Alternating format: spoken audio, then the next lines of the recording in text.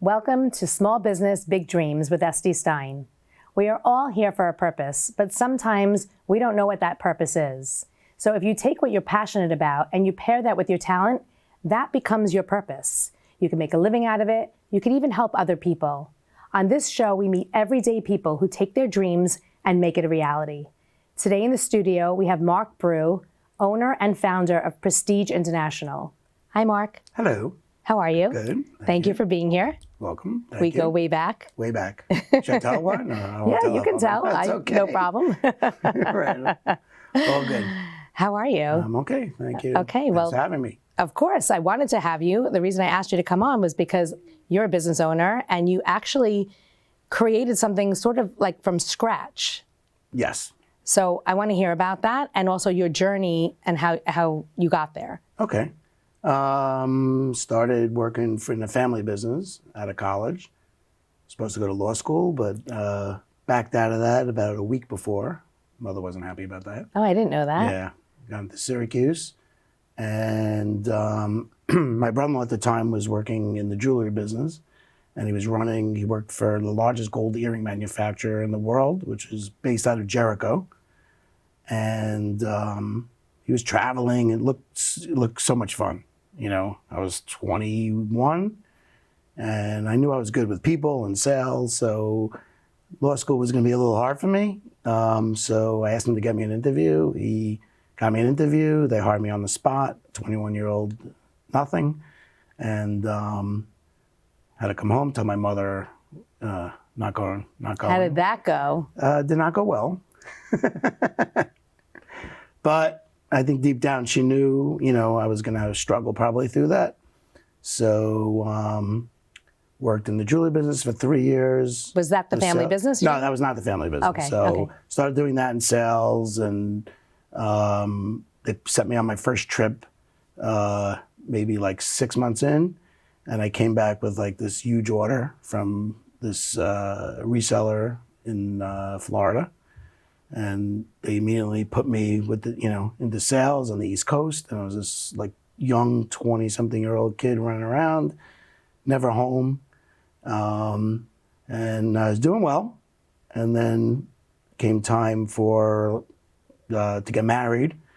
And my wife didn't like me traveling so much.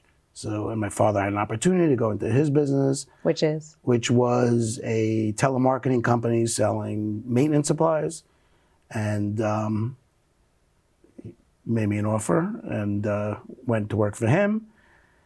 And that company slowly, they had about 70 employees at the time. Everyone was a little older, like in their 40s. I was, 25. And was that on Long Island? That was in Oceanside. And then we moved to Valley Stream. But I saw like everybody was in their mid-40s or older. Some guys even in their late 60s have been around the business forever. So I was a little already thinking in the future, like, what am I going to do in 20 years from now when none of these people will be here? So computers just had started to really become affordable and more into, What year was this? This was now 1999. So started slowly getting to computer products. We're bringing into the family business? Into the family business, yeah. So the same telemarketers were selling maintenance supplies, and then slowly they started selling computer products. This was all to businesses. So, but it was like toner and ribbons at the time, and CD-ROMs, or discs, So that was just a whole new side of the business. And then was that your baby? No, that was just all together. But then there was computer shows, starting to become really popular. And there was one called Comdex, which was in Vegas. So in 2001, I said, I'm going to go out there and see what's going on, so we could get more products for, the telemarketers to sell. And out there, I ran into a guy standing behind this booth, and he had this mouse that was like shaped vertically, computer mouse. No one had ever seen it before, and so I walk up to him and I said, hey, I said, how about exclusivity? And he said, this isn't even a real mouse. He says, this is a mold. I didn't know what a mold was. I didn't know anything.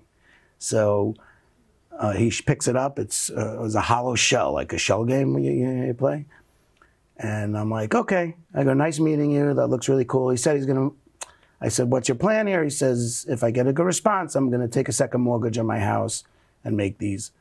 So that was the end of our interaction.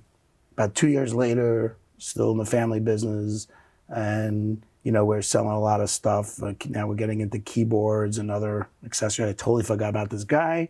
I get introduced to somebody in the UK, and he says, do you sell, this is now 2003, he says, do you sell the Evoluent vertical mouse? I said, what is that? He says, go on this guy's website. I'm like, oh my God, I know this guy. I met him. I call him up. I said, I don't know if you remember me. He says, of course I remember you. You asked for exclusivity. You remember that. Wow. So I said, send me 50. I have this telemarketing company. So he sends me 50. He was out of San Francisco. My guy's selling in like a minute and a half. Send me another 50. Sell them again. Now, was that like on consignment? No, we paid for them. We paid for them. So after like selling 100 of them, I said, you know what? I have to come out and meet you.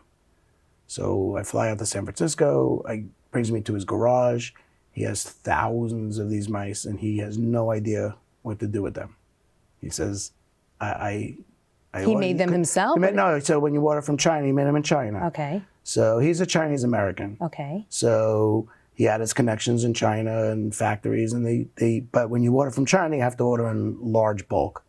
So his first shipment was 5,000 pieces, but he had no connections other than word of mouth. So I remember being in his garage, and it was at that point, looking back, I should have said 50-50 partners, but it worked out fine. I said to him, I have a distribution company, which I didn't have. I said, I can get you into all these resellers, which I had no idea I could. I said, give me 6 months. So he says, okay, you have exclusive for 6 months. So I hope he's not watching this one day, by the way. He doesn't know. Right? I love the tenacity, like that you just said it, you didn't know. Yeah, I was making up on the spot. Wow. So I came back and I called my mother, and she met me at a diner, and I said, I saw something really cool. I need to open up another company as a distribution company. Can I borrow a certain amount of dollars? So I said, I'll pay you back in like 6 months to a year. So she gave me the money. We didn't tell my father. Wow. And within 4 months, I worked 24/7. I knew a few people, obviously, because I was selling computer stuff. And so I knew a couple of people. But those people led to other people. And then since 2000, this is now 2003. So talk to me about the product for a little bit, because you're telling this fascinating story, and this is already back in the early 2000s, and even today, I don't think everyone's aware of what this is. Right. So the name is Evoluent. It's the original vertical mouse. So basically, your computer mouse turned vertically, not a joystick. It's a regular mouse turned vertically. So your left click is still here, it's just up here.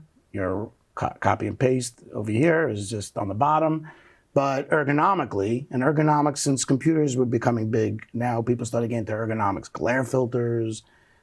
People were making it up as they went along. The company that sold glare filters made up the term computer vision syndrome. So that was all kind of made up stuff, but then it really took on, and it became a real issue. People sitting behind the desk all day, just working, staring at a screen, the blue light coming out of the screens, especially those days, the monitors weren't, high tech. But anyway, so the mouse, you would hold vertically. So when you hold your arm out like this, if you don't realize, if you just stick your arm out like this, your shoulder pain, because your arm is meant to go like this. 99% of people, you stick out your arm, it goes out in a handshake position, not like that. So his name is Jack Lowe, designed this mouse in his basement, and patented, everything, and just was the original maker of this mouse. Wow. So from there, we took this distribution company and we started doing ergonomic shows, started popping up, and we started showing at these shows, and there was a lot of all these overseas manufacturers, but not even from China, from the UK and Sweden, all where countries that care much more about their health and safety than Americans do. And you know, these laws and ergonomic and benefits, they get discounts on their disability. So all these manufacturers came from overseas, but there was no real distributor for them in the United States. They were all actually coming themselves, trying to break into the market. So we said, hey, let's just be this ergonomic distributor. And did you ask them for exclusivity, or how yeah, everyone that we took on, we had to have exclusive for their product. How did you in know the U.S., exclusive in the U.S. But how did you even know to ask for that? I was getting smarter. You learn. You learn. So you learn. So how did you learn? Can you want to share? Honestly, just by speaking to other people in the business and the industry, you know, don't take this. If I was going to compete against other people, it was just going to be way too complicated and messy. Mm-hmm. Gets messy out there. Mm-hmm. So a lot of these brands are smaller brands. Another mouse company, another keyboard company, and but they all had, you know, keyboards that you could not that are automatically separated, but ones that you could actually maneuver around to make it to your comfort level. Because ergonomics is about the products working for you, you not forming into the products. So they have to work for you because everybody sits differently, everybody's hands are different, their fingers are different. So these products all have to work for you.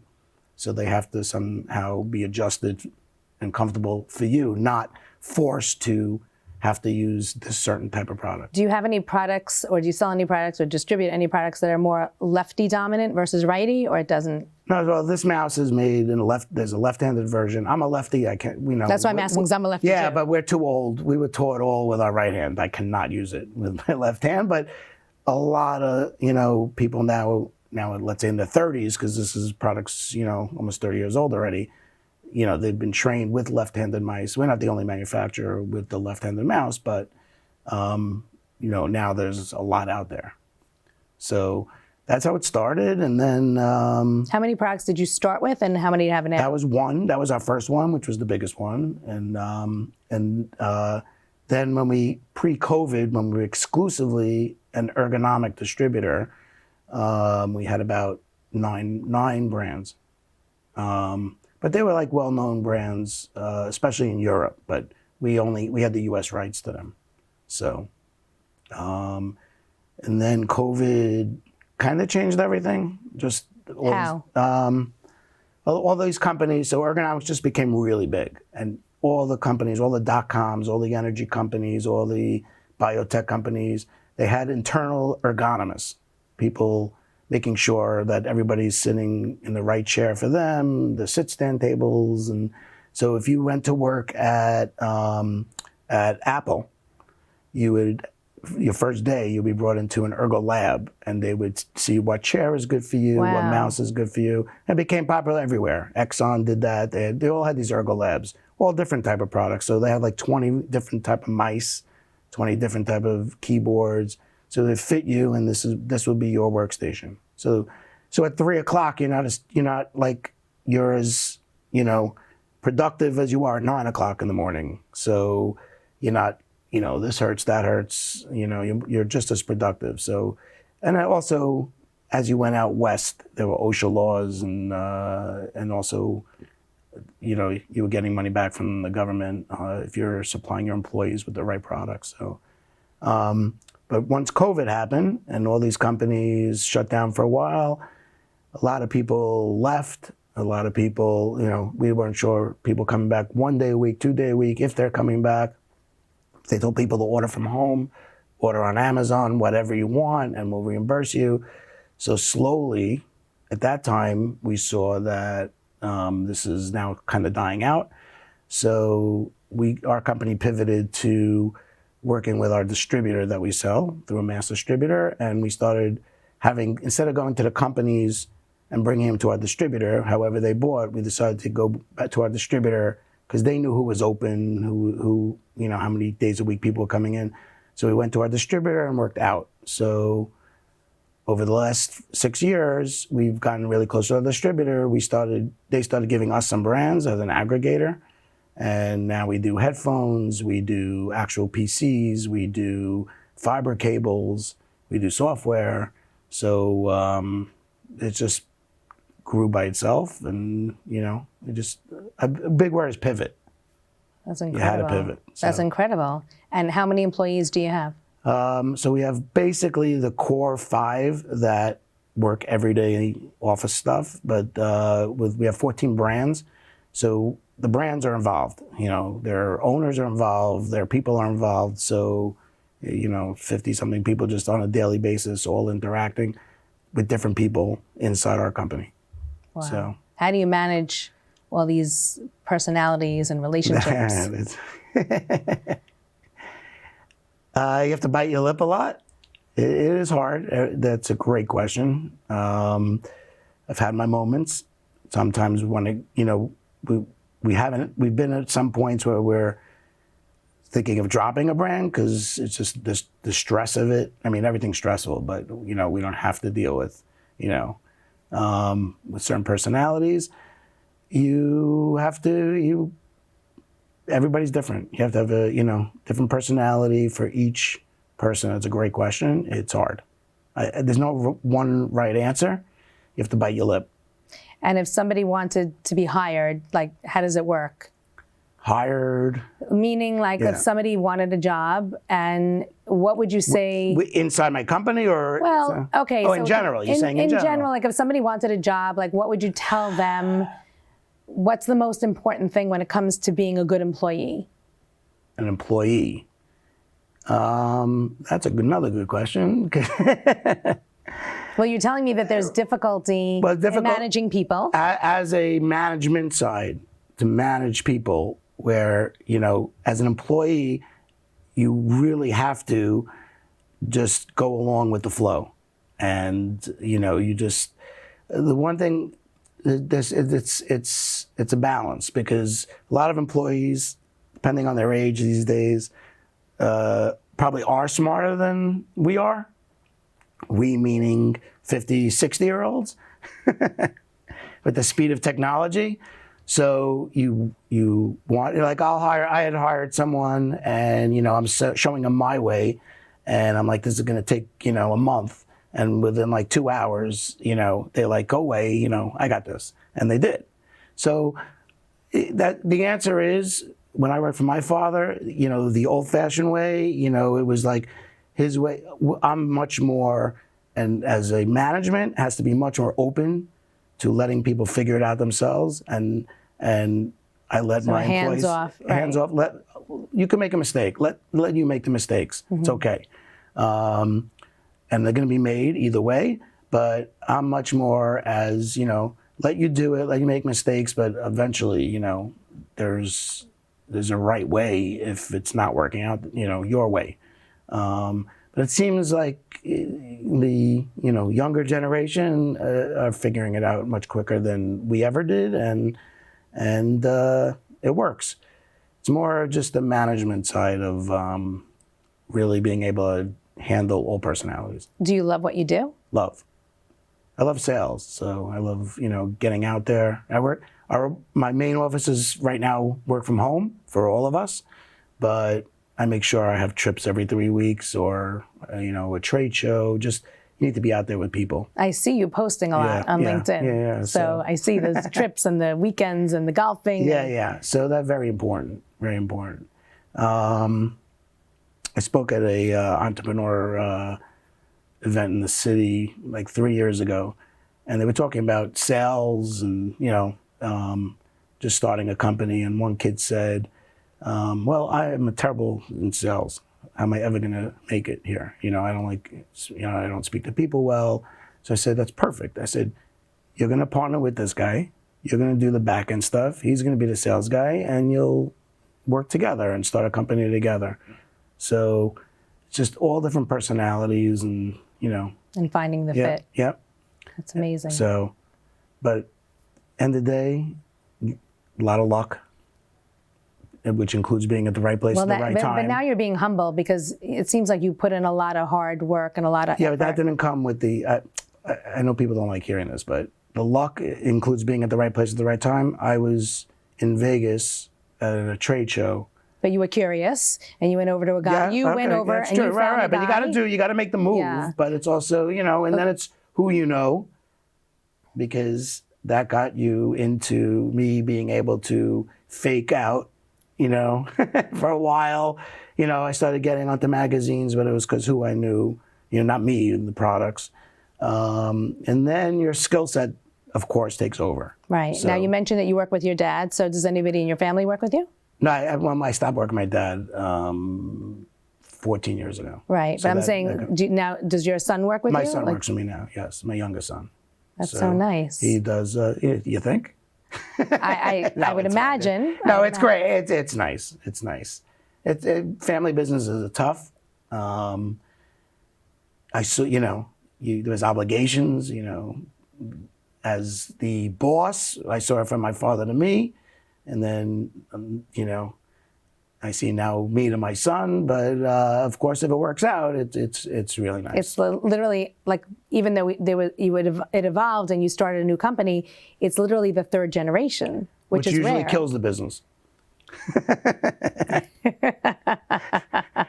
I could see that, by the way. You're funny. So, but that's true also. A third generation family business, it doesn't, that's the end. It's rare. Usually. It's rare. There's a reason for it. Right. So there's personality conflicts and, but, if it, there's many reasons why, people do family businesses and keep it that way. But right now it's great. So, and I had an unbelievable relationship with my father, 20 years, every day, literally, it was exactly 20 years. Saw him every day, it was just an incredible, something to have that I'll always remember. So. That's beautiful. Yeah. That's beautiful. Great. Yeah. Marc, thank you so much for coming. Okay. This was really Sorry good. if I was talking too much, but no, listen, this show is about you, right. Not me. I'm gleaning the information to share with the audience so that they could get ideas, so they can be inspired and figure out how to have some tenacity, how to have some creativity, figure out what they want to do and pair their talents with their passion so they could find their purpose. So thank you so much for coming. Thanks for inviting me. And looking forward to speaking to you again. Thank you. All right, and thank you.